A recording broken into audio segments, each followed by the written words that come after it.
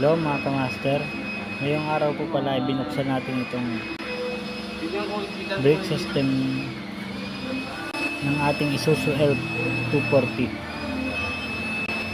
Makikita nyo nga po pala dyan na linagyan ko po ng grasa yung brake adjuster nya. Proven tested na po yan. Lagi ko po yung ginagawa kapag babaklas po ako ng preno.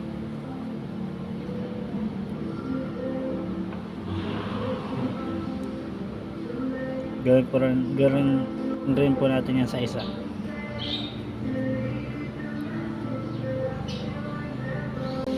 Bago na rin po pala ang wheel cylinder kit natin dyan. Yan, pagkin po na gasa ulit para hindi po siya nag-stack up.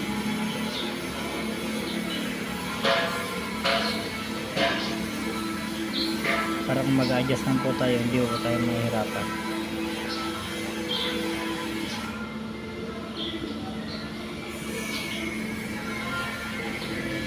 Yun, lambot na.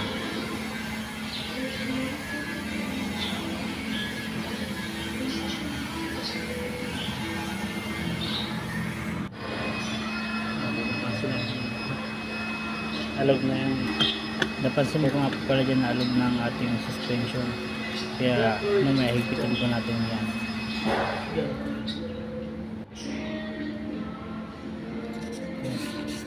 Liniha ko po pala yung wheel cylinder dyan kasi napansin ko po na may kalawang.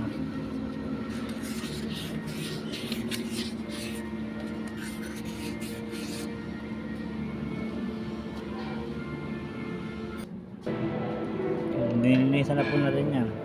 Ready na po natin ikabit. Pwede na po natin ibalik. Yan, sabing-sabi.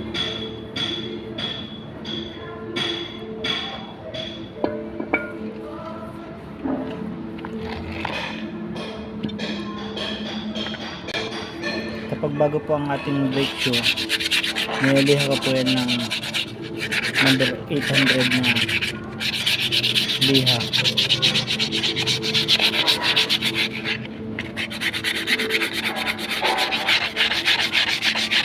Para mawala po yung kanto niya.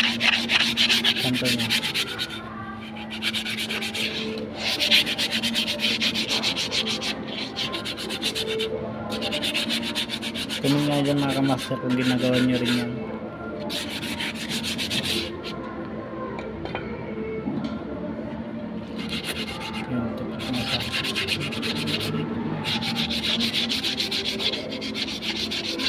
Para kapag inapakan nyo po yung brake pedal, kapit po agad yung preno.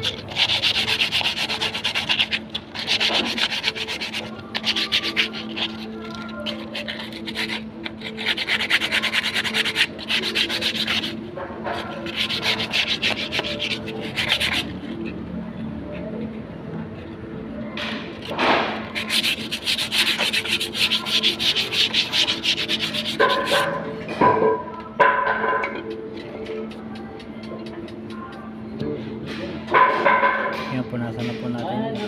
Pwede na po natin ikabit.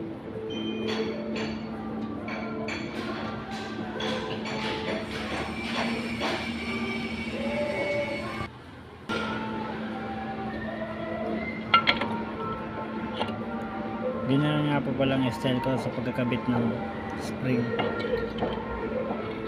pagkakabit po ng brake shoe.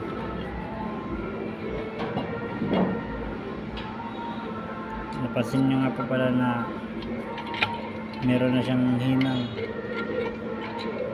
kasi masyadong ulat na po yung spring niya, kaya pinutol po natin at hininangan.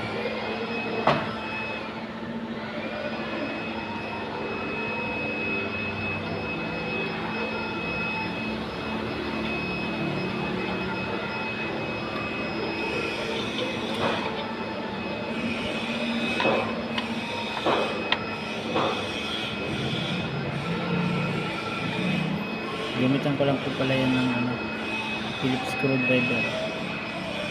Mabilis. wala na po tayo dyan ng ibang special tools. Konting tok yun, pasok na agad yun o.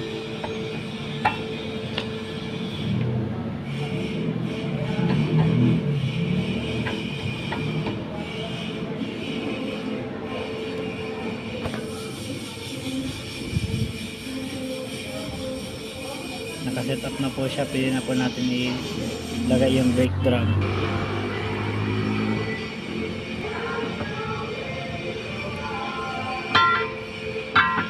Yun, malambot ipasok, ikot-ikot. Sabi